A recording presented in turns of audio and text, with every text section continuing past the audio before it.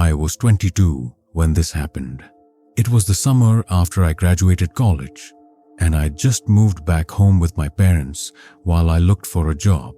They lived in a quiet neighborhood on the edge of town, the kind of place where most of the houses looked the same.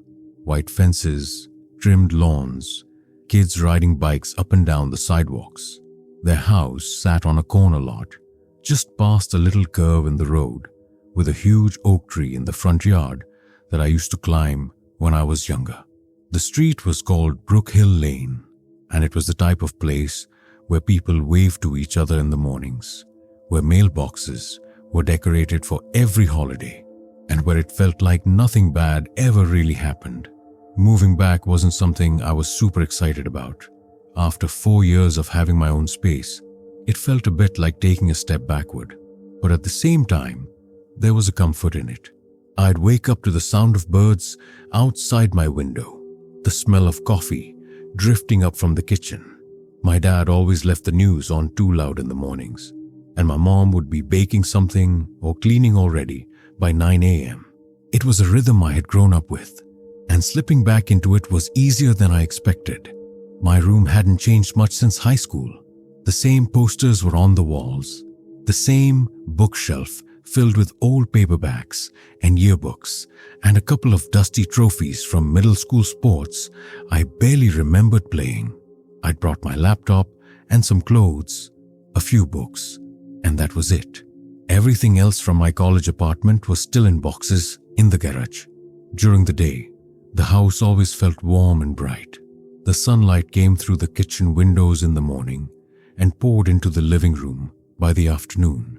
In the evenings, the sound of crickets and distant lawn mowers filled the air, and porch lights started to glow one by one.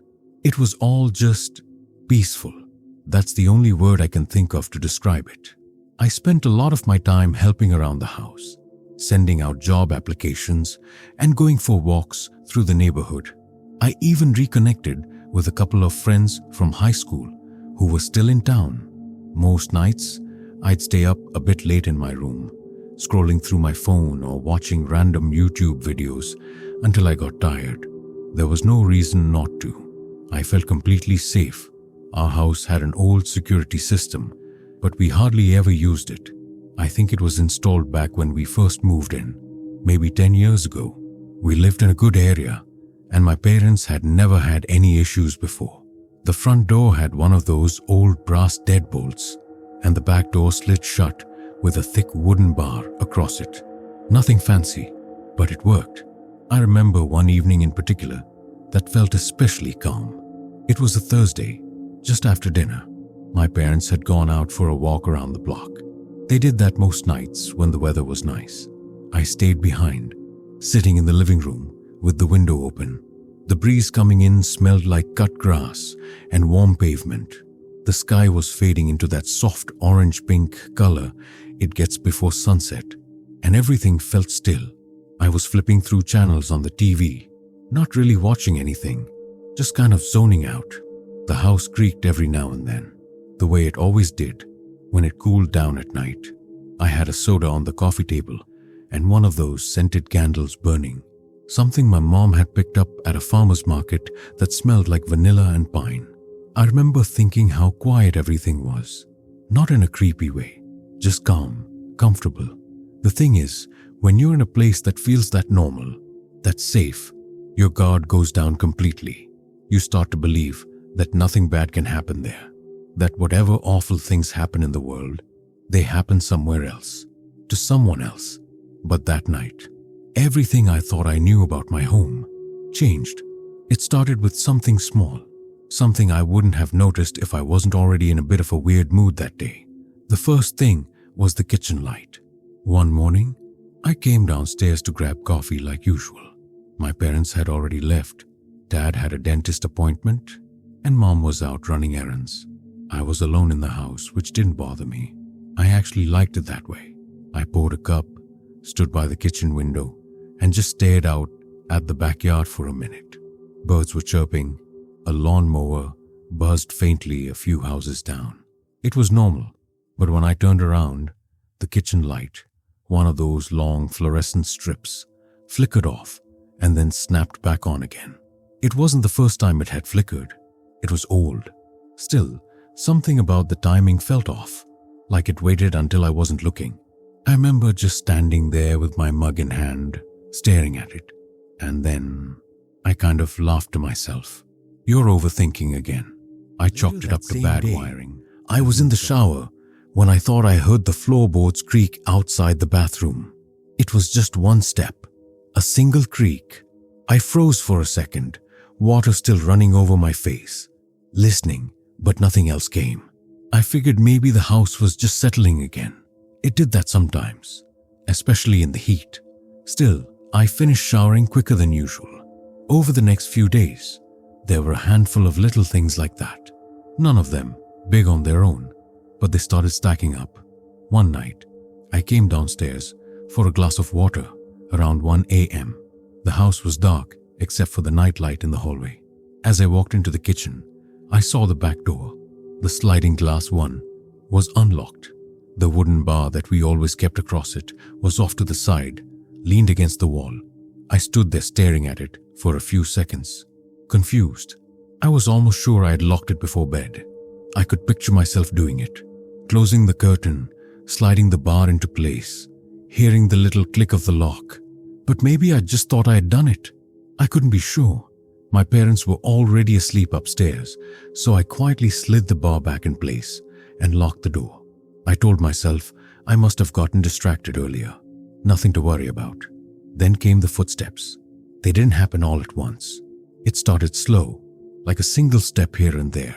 Sometimes when I was in my room with the door closed, I'd hear something faint, just one or two creaks, like someone walking down the hallway. I'd pause whatever I was watching, pull out one earbud and listen. Silence. I tried to tell myself it was probably the house shifting or someone moving in the next room. But a few times, I was alone. My parents were out one night for dinner, and I was in the living room, curled up on the couch, watching a movie. It was getting late, probably close to 10 p.m., and I had just paused it to go grab a snack when I heard 3 slow, deliberate steps upstairs. They were heavy, like someone wearing boots. I froze, holding the remote in one hand. My eyes automatically moved toward the ceiling. The sound had come from the hallway above, the one that connected all the bedrooms. There was no mistaking it. It wasn't the wind. It wasn't the house groaning. These were steps. Slow, steady, real. I waited a few seconds holding my breath. Then I called out, "Hello?" Nothing. I stood there not moving, listening for any sound that would follow. A door, a voice, anything. But the house had gone completely quiet again. Eventually, I grabbed the fireplace poker and crept upstairs, heart pounding in my chest like a drum. I checked every room, one by one. My parents' room, the bathroom, the guest room, all empty. The closets were empty too. I even peeked into the attic door in the hallway, though I didn't have the nerve to actually climb up. Nothing, nobody. Still, I couldn't shake the feeling that something had been up there. By the time my parents got home, I'd convinced myself it was all in my head. Maybe I was just wound up, spending too much time alone maybe. I didn't tell them anything. I didn't want to sound crazy. But the thing was, I started feeling different in the house after that, like I wasn't alone, even when I clearly was. I'd be brushing my teeth in the hallway bathroom and feel like someone was standing just out of sight, right behind the open door. I'd turn around, expecting to see my dad or mom, but the hallway would be empty. Once, while I was cleaning up the garage, I found a shoebox that wasn't ours. It was tucked behind an old shelving unit, half buried under a pile of newspapers. I opened it, expecting to find junk or tools, or maybe old photos. Instead, it was empty, except for a single black sock and a folded piece of paper with nothing written on it. Just a blank sheet, crisp and clean, like it had been placed there deliberately. I stood there holding it, my skin crawling. The box didn't have any dust on it, which was strange considering how long it had been buried back there. The whole thing gave me a bad feeling. I put it back and didn't mention it to anyone. The last thing that really pushed me over the edge happened a few nights later. I was lying in bed, half asleep, when I heard what sounded like whispering. It was so faint, I thought I might be dreaming at first, but I opened my eyes, and the sound didn't stop. I sat up slowly, trying to figure out where it was coming from. It wasn't the TV. I turned it off. It wasn't outside either. The whispering was inside the house. I got up and opened my door. The hallway was dark, except for a sliver of moonlight coming through the bathroom window. The whispering had stopped. I stood there, listening. Then, out of nowhere, my bedroom light turned off. Just click gone, like someone had hit the switch. I turned around, expecting my heart to see someone there. But my room was empty. I reached for the light switch on instinct, flicked it up and down a few times. Nothing. It wasn't until morning that it started working again. That whole night, I barely slept. I kept my bedroom door locked, sat up in bed clutching a flashlight, jumping at every little noise. I started to feel like I was losing my grip on things. I questioned myself constantly. Did I hear that? Was that door always open? Did I put that book back on the shelf? Or did someone move it? I stopped feeling safe in my own home. Every creak became a warning. Every shadow looked like someone watching. And what made it worse was how normal everything still looked on the surface. My parents didn't notice anything. They still talked about grocery lists and work and their weekend plans like nothing was off. I started wondering if I was just imagining things, some kind of post-grad stress or anxiety catching up to me.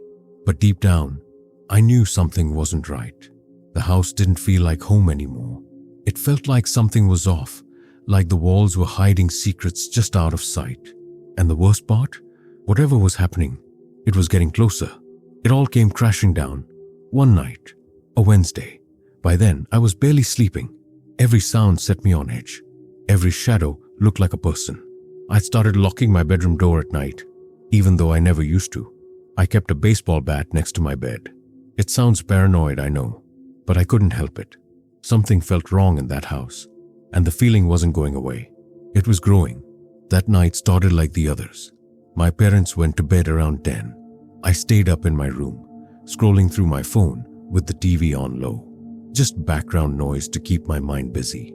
It was past midnight when I finally decided to go to sleep. I turned everything off, locked my door, and got into bed. Then, around 2:13 a.m. I woke up. Not from a dream, not from a sound at first. I just woke up. Eyes open, heart beating fast. Like I was already afraid of something, but didn't know what. The room was quiet, pitch black, except for the faint glow of my digital clock. I listened, and then I heard it. A click. The unmistakable sound of a door handle turning. Not my bedroom door, but another door. Somewhere else in the house. I held my breath, waiting. A slow, quiet creak followed. A door opening. I sat up slowly, heart hammering in my chest. Someone was inside the house. I scrambled out of bed, grabbed the bat, and crept toward my bedroom door. My hands were shaking so badly, I could barely wrap my fingers around the doorknob. I pressed my ear against the wood. Footsteps. Software. Careful. Downstairs. Whoever it was. They were trying to be quiet. I backed away from the door, panicking. My phone. Where was my phone? I found it on the nightstand and fumbled to unlock it. My thumb was wet with sweat and kept slipping on the screen. When it finally opened, I went straight to the keypad to call 911. But then I stopped. What if I was wrong? What if it was my dad? Maybe he'd gotten up to check something. Maybe he'd forgotten to take the trash out or... No, my dad has a heavy step. Confident, loud. Whoever this was, they were trying not to be heard. I backed away from the door again, holding the bat in one hand and my phone in the other. My fingers hovered over the emergency call button. Then, the footsteps started up the stairs. I froze. Each step was slow, deliberate. I could hear the wood creaking beneath them. They stopped at the top of the stairs. My hallway, right outside my room. I don't know how I didn't scream. My body was locked in place, my breathing shallow and rapid. Then, a tap. A light tap on my door. Like a single knuckle. Gentle. I dropped my phone. It hit the floor with a loud clack. And in that split second, I heard the doorknob jiggle. Softly at first, then harder. They were trying to get in. They were trying to open my door. The lock held, thank God, but it rattled against the force, not slamming, not banging, just steady, patient pressure. I backed up until I hit the far wall. My whole body was shaking now. The bat felt useless in my hands. And then, silence. The rattling stopped. I waited. 10 seconds, 30, a full minute. Nothing.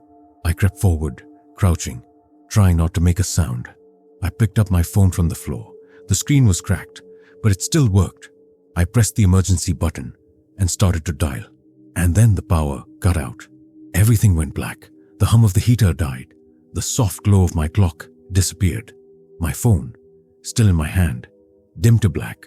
Right after the dial screen loaded, the battery had died. I was in total darkness. No sound, no light, no connection. My ears were ringing with silence. Trapped. Every inch of me was telling me to move, to do something, but I couldn't think clearly. My brain was spinning. My thoughts were scattered and sharp and panicked.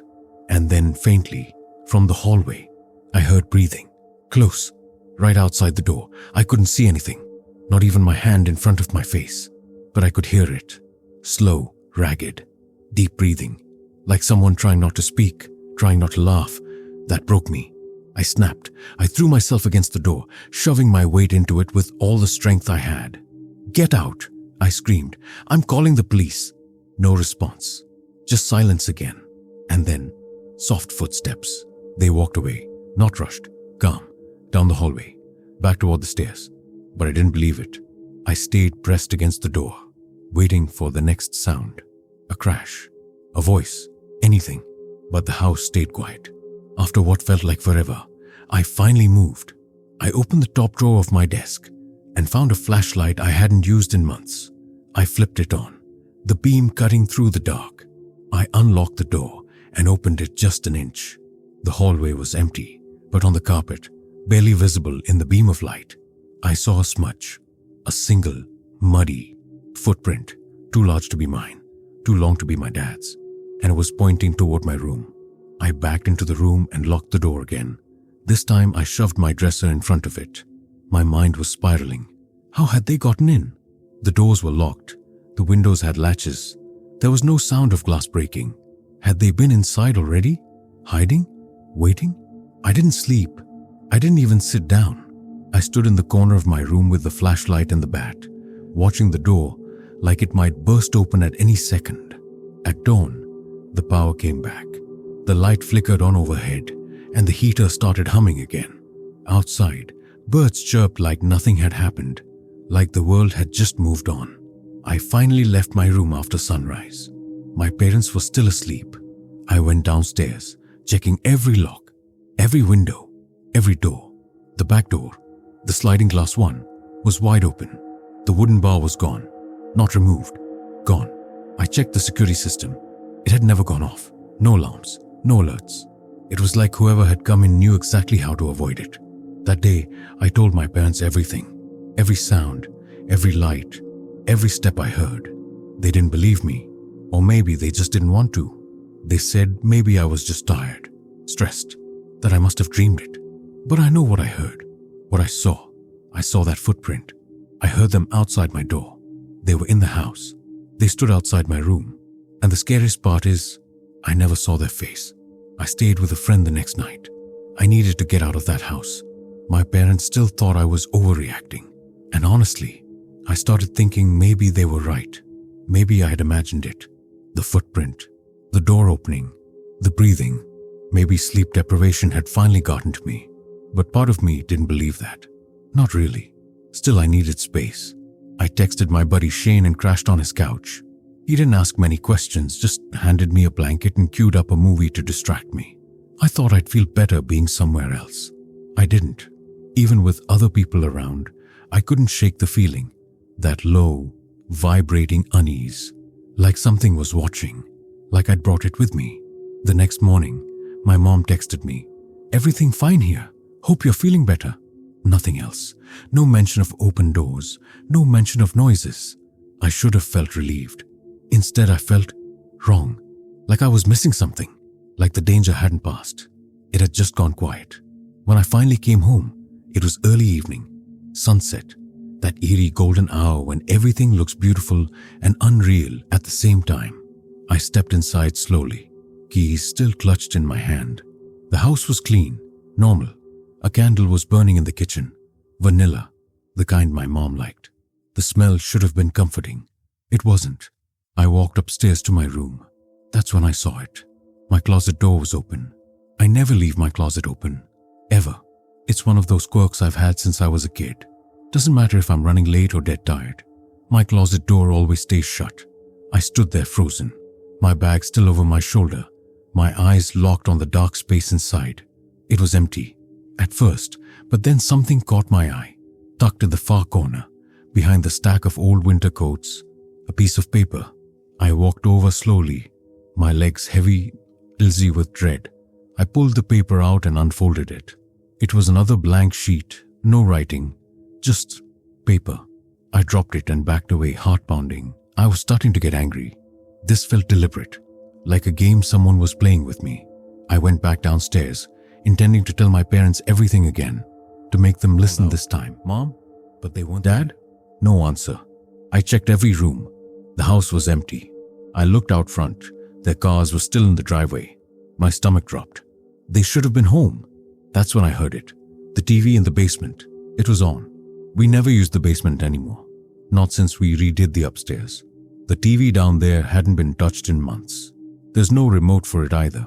You have to press the button on the side of the screen to turn it on. I grabbed the bat from the hallway closet and started down the steps.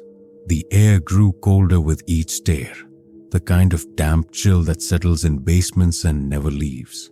I could hear the faint crackle of static from below, like the TV wasn't tuned to a channel. Just snow. I reached the bottom and peeked around the corner.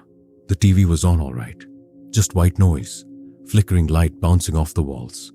And on the screen was me. It was a still frame, a freeze frame, me in bed, asleep. I stared at it for several seconds, not moving. It wasn't a live feed. It was from 2 nights ago. I remembered the shirt I was wearing, the position I'd fallen asleep in. The footage was taken from inside my room. I dropped the bat. My whole body went numb. Whoever had been in the house, they'd been watching me, recording me, standing in my room while I slept. I turned around and bolted up the stairs, heart crashing against my ribs. I didn't stop until I was back in the living room. And that's when I saw the basement door was shut. I hadn't closed it. I reached for the doorknob, frozen. There was a piece of paper taped to it. Another blank sheet. No message, no thread, just present, like a signature. I backed away slowly. I needed to call the police, needed to get help. I grabbed the house phone, dead, no dial tone. I checked my cell. It had full bars but couldn't place a call. Every number I dialed went straight to nothing. Just silence. It was like the house was cut off. That's when the banging started. From upstairs. Not like before. Not slow, not sneaky. This was violent. A door slamming against a wall. Drawers being yanked open. Something crashing to the ground. It sounded like someone tearing the upstairs apart. I stood at the bottom of the stairs, frozen with fear. And then I saw him. A figure at the top of the stairs.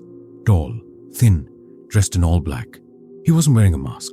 He didn't need to. His face, it was wrong. I don't know how else to describe it. Not deformed, not monstrous. Just wrong. His expression was neutral, flat, no anger, no joy. Just staring at me. He didn't say anything. Just turned slowly and walked back down the hallway, like he belonged there. Like it was his house and I was the intruder. That's when my legs moved. I ran, out the front door, down the street. I didn't stop until I was 3 blocks away, panting, my lungs burning, my heart screaming inside my chest. I called the police from a neighbor's house. They showed up 10 minutes later. But by the time they arrived, the man was gone. No signs of forced entry, no fingerprints, nothing missing. Just one thing left behind.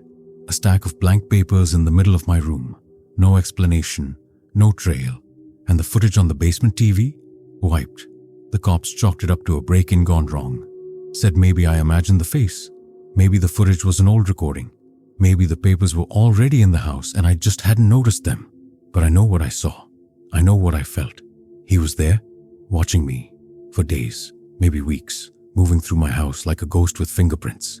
leaving signs just subtle enough to make me doubt myself, but not anymore. Now, I know the truth. There was someone in my home. He didn't want to rob us. He didn't want to hurt us. He just wanted to exist in our space, to watch, to be there, without being seen. And that's the scariest part, because you can change the locks, set up cameras, buy a new alarm system. But how do you protect yourself from someone who never wanted to break in? Someone who was already inside. We moved 2 weeks later. I didn't go back into that house after the night I saw him. I couldn't. I stayed with Shane again until my parents agreed it was time to go. Whether they believed me or not, they didn't fight me on it. My dad found a new place fast, across town. Smaller, tighter, with fewer windows and no basement. I should have felt better, but I didn't. I haven't slept more than a couple of hours at a time since it happened. Every sound wakes me up. Every bump in the night sends me straight back to that hallway, to that face at the top of the stairs. I keep a flashlight and a crowbar next to my bed. My bedroom door is always locked. The closet too. The cops never found anything. Not even a trace of him. No hair. No prints. No DNA. The footage was wiped so clean. It was like it had never been there. They said it might have been a squatter. A sick prank. Someone who hacked into the security system. Blank pages with us. None of that explains how he moved through the house like he knew it better than we did. And none of that explains why, after we left, it started happening again. I didn't tell anyone at first. I wanted to believe it was stress or paranoia, that maybe I'd messed myself up so badly I was just seeing things now. But then the lights in the hallway started flickering, just like before. And one morning, I woke up to find my bedroom closet open. Barely a crack, just like last time. Inside was a piece of paper, blank, nothing on it. I tore it up and threw it away. The next day, another one appeared. Same spot. I'm not sleeping anymore. I just sit up at night, staring at the closet, waiting for the knob to turn. Sometimes I think I hear breathing. Sometimes I think I feel it. Warm, slow, right behind me, when I'm brushing my teeth or lying in bed. But I never see anyone. Not yet. I told my parents. They listened this time, but there's nothing we can do. We've changed houses, changed locks, changed everything. But it's not the house. It's me. He followed me. He's still following me. And the thing I can't stop thinking about, the thing that eats at me even when I try not to let it, is this. What if he never left?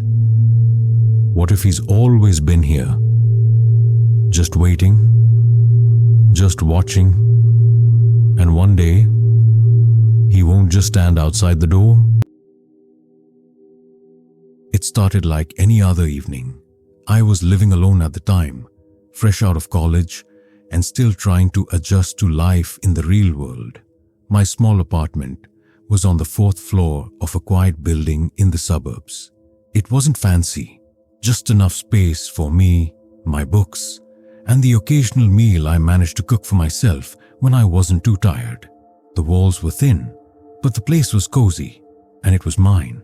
That was all that mattered. The kind of place you'd walk into, drop your bag on the couch, and immediately feel at home. The sound of traffic outside was constant, but it didn't bother me anymore.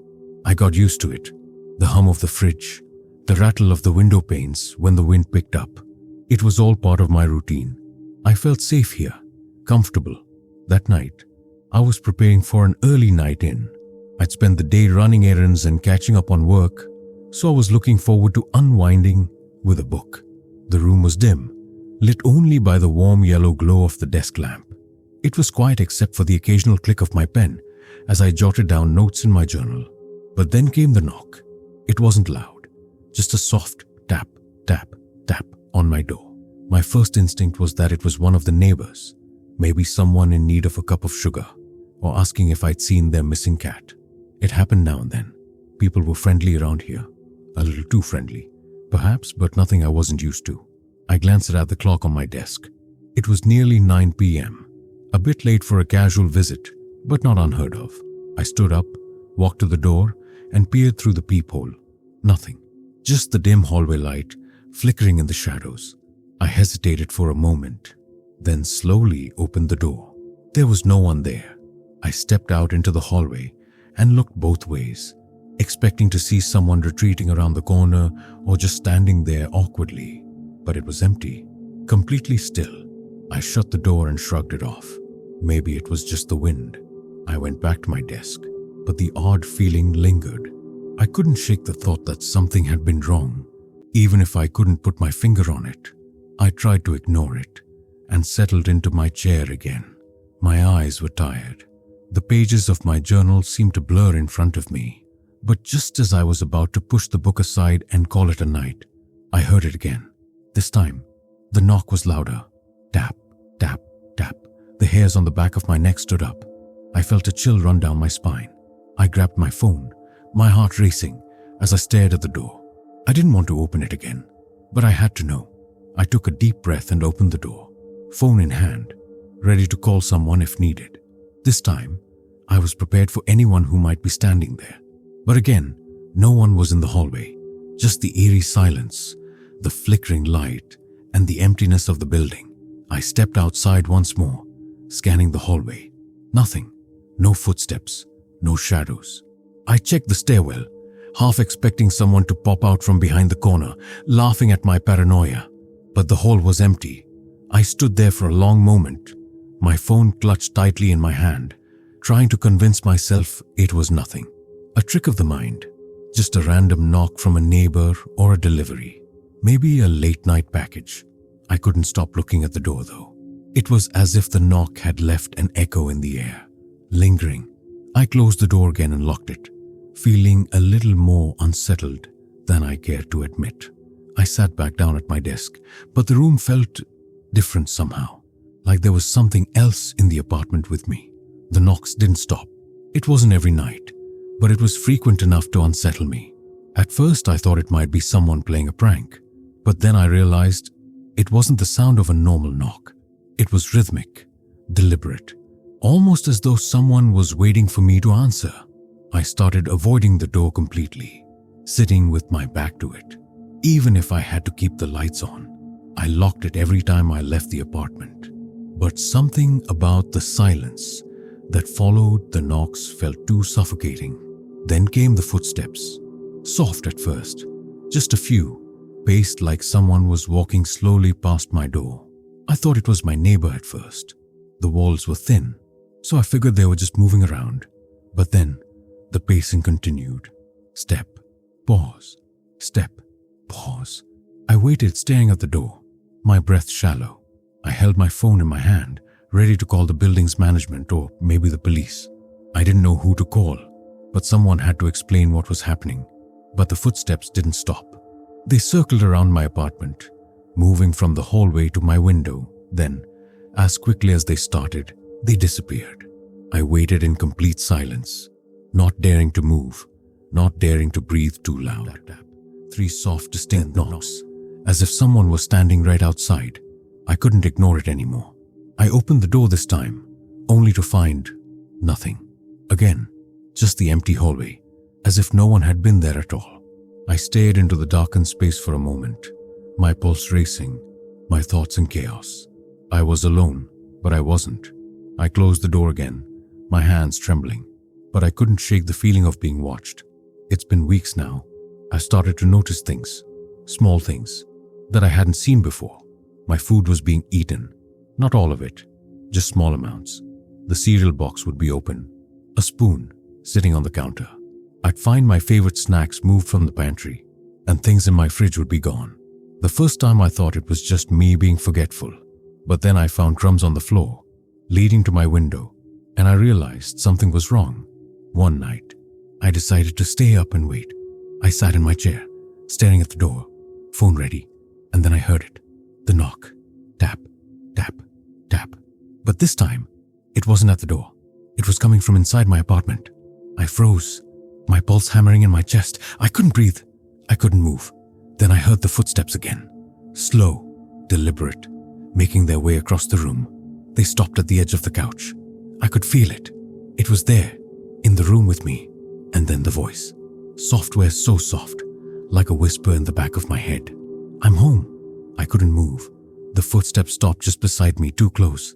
I could feel the presence of something or someone standing right next to me, as if it were watching my every move, waiting for me to react. And that voice, it wasn't real. It couldn't be. But I knew that it wasn't a figment of my imagination. It wasn't some anxiety-fueled delusion. It was there, in my apartment, speaking to me like it had every right to be here. I didn't want to look.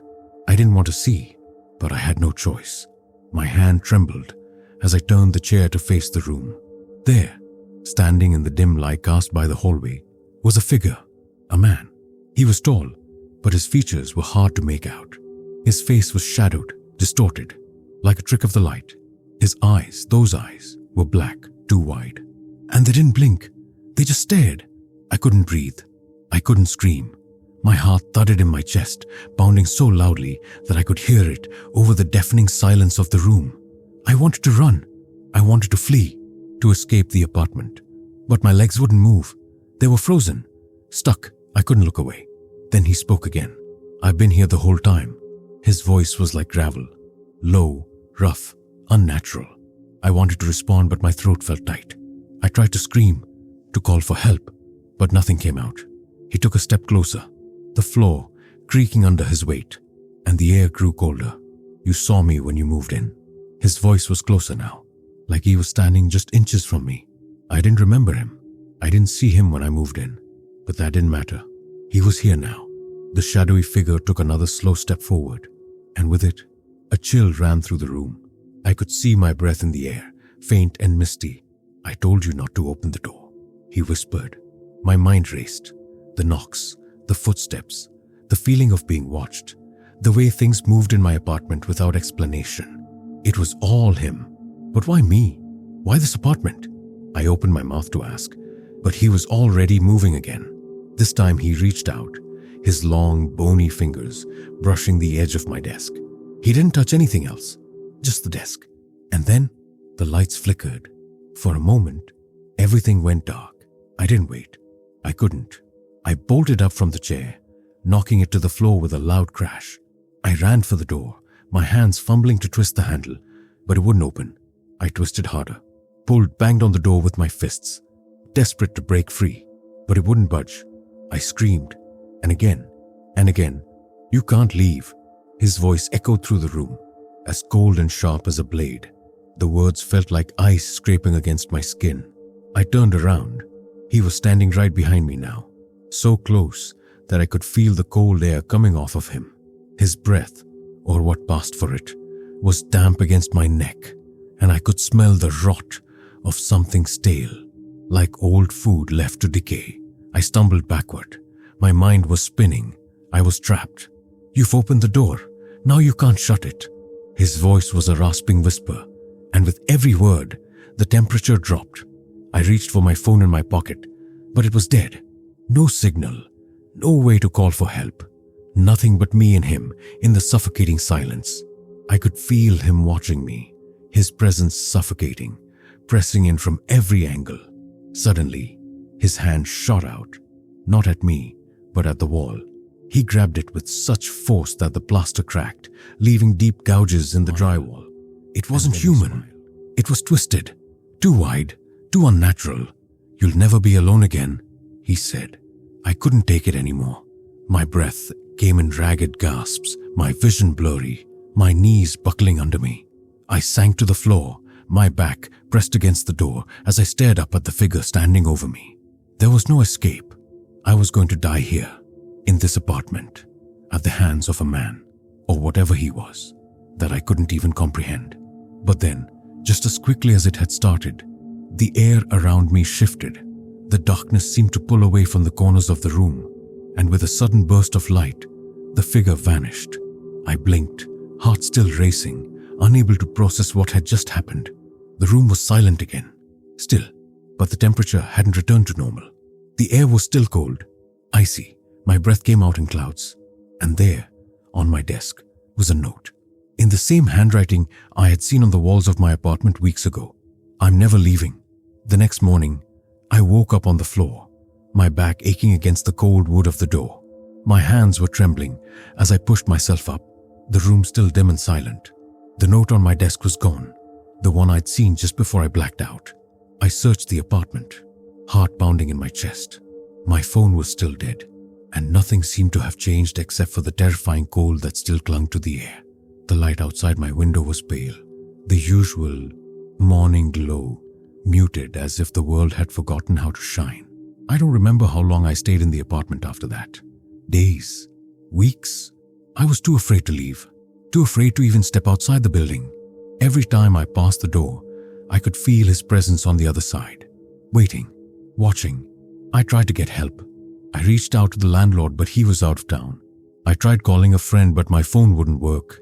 It was like my connection to the outside world had been severed, one thread at a time, until it snapped. I went through every corner of the apartment, checking the closets, the walls, the vents. I even went up to the roof to see if he was hiding up there. But there was nothing. Nothing but the hollow silence of an empty apartment. A place that used to feel safe but now felt like a prison. But then the knocking started again. It wasn't at the door this time. It was from within the apartment. The knocks were softer, but they were unmistakable. I could hear them. Tap, tap, tap, coming from behind the walls, the ceiling, the floor, everywhere.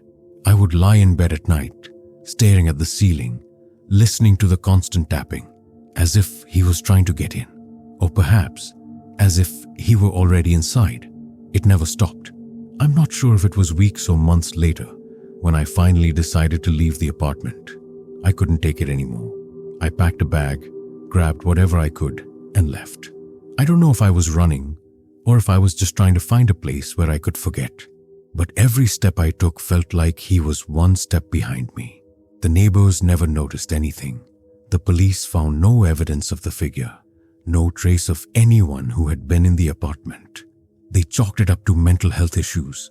Delusions, they said. Stress. They don't understand. They can't. When I moved into a new place, I thought I was finally free. I thought I had escaped him. But sometimes, late at night, when the room is quiet, I'll hear it again. A knock, a soft tap on the wall, or the sound of footsteps behind me, following me just out of sight. It's always the same, wherever I go. The sound of someone waiting, watching, waiting for me to let my guard down. I'm not safe, and I never will be, because he's out there. He's still out there, and he's never leaving.